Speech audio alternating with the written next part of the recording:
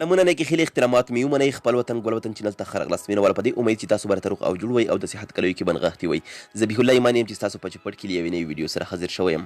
مینهوالو په نننۍ ویډیو کې درته د مسنجر په اړه یو زبردست او جالب آپشن درښایم چې تر اوسه تاسو نه دی لیدلی مینهوالو په مسنجر کې یو داسې آپشن دی چې هغه تاسو نه دی یوز کړی تاسو نه دی استعمال کړی دا چې دغه طریقه تاسو زده کړئ او دغه طریقه ووینئ انشاءالله چې تاسو ته به پوره خوند درکړي ویډیو مه سکیپ کوئ زموږ ویډیو تر پایه وګورئ انشاءالله چې تاسو ته به جالبه وي او تاسو ته به خوند درکړي او ستاسو لپاره به ګټوره تمامه شي نو مینهوالو دغه طریقه درته ښایم له لنډې دمې وروسته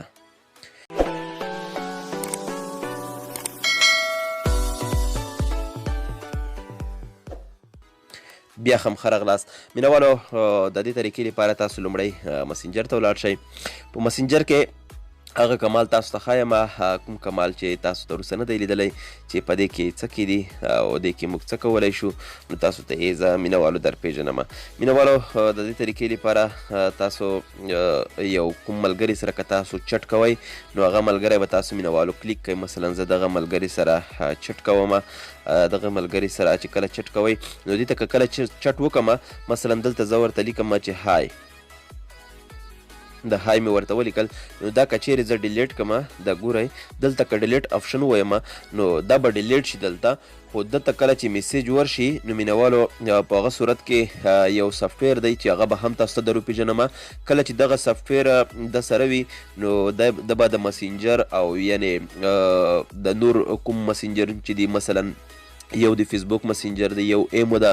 او همداشان ټلیګرام ده واتساپ ده د کوم مسنجر چې دی لري نو هغې مسنجرو سره هغه پروګرام کنیکټ کیږي او کوم ډیلیټ شوي میسیجان چې وي هغې کې ساتل کیږي نو د ده لپاره ښه نه شوه دا چې تاسو داسې چټ وکړئ تر څو بیرته هغه میسیج ډیلیټ کړئ نو د دې لپاره به تاسو مینهوالو دغه آپشن ګورئ دغه آپشن باندې به تاسو کلیک وکړئ کله چې دلته کلیک وکړ دلته مینهوالو ګورئ دلته ماته لیکل شوي ګو ټو سیکرټ کنورسیشن دې باندې به مینهوالو تاسو کلیک وکړئ کله چې کلیک وکړ دلته ګورئ د سات نشان راغلی دی دغه سات نشان باندې به تاسو کلیک وکړئ دلته کوم چټ کوم میسج چې تاسو کوئ دلته وخت درته ټکي چې کله چې تاسو چټ وکړ نو څو سیکنډه یا څو منټه یا څو ورځې بعد دغه ډیلیټ شي دلته ورکوم 15 سیکنډه بعد د زما چټ ډیلیټ شي نو مینهوالو دلته به تاسو یو میسج ورکئ دلته به ورته ولیکئ هاو آر یو دا به ورکئ 15 سیکنډه بعد به دغه میسیج په خپله ډیلیټ شي له دغه ځایه نو بیا هیڅوک نشي کولی دا ګورئ مینهوالو 15 سیکنډه یې پوره شول ډیلیټ شو اوس بالکل دا نشي کولی چې دغه چټ له تاسو څخه وګوري